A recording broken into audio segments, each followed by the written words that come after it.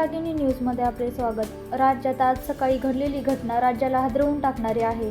महाराष्ट्राचे उपमुख्यमंत्री अजित पवार यांच्या विमानाला बारामतीजवळ भीषण अपघात झाला असून या दुर्घटनेत अजित पवार यांचा मृत्यू झाला आहे।